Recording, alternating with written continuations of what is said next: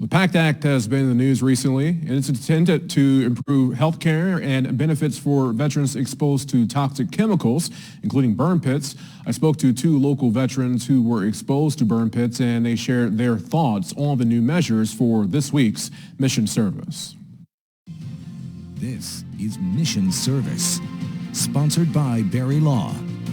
Last week, President Joe Biden signed the PACT Act into law. One of the most important takeaways from the bill is that it ensures that veterans who have chronic illness due to burn pits receive care.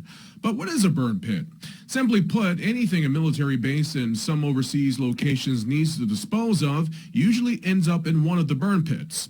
Bennington Army veterans Glenn Turner and Jared Wyman are happy to see the U.S. government finally doing something to help troops exposed to burn pits. Well, I was in Balad, which is LSA Anaconda.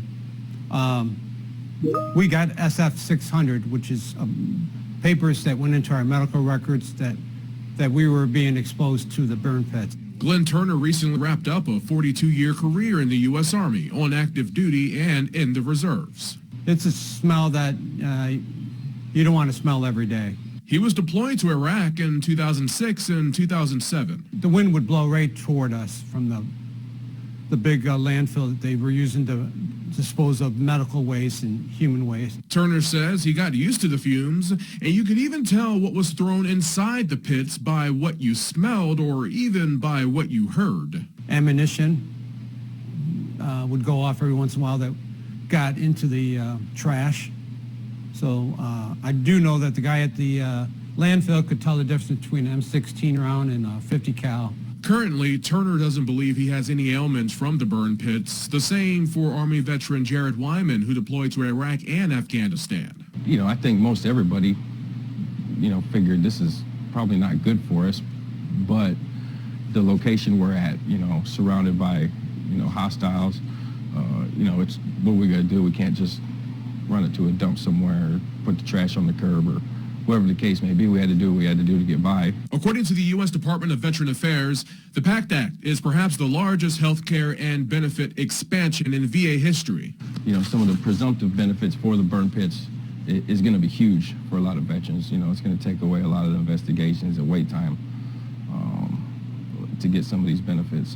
And not only post 9/11 veterans will benefit from it. The eligibility extends to veterans with toxic exposures and veterans of Vietnam and the Gulf War era.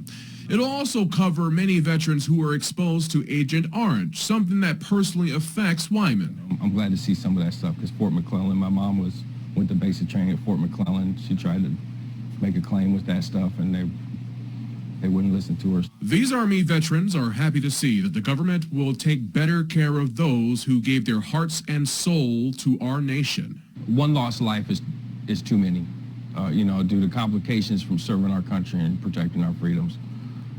It should not have taken this long.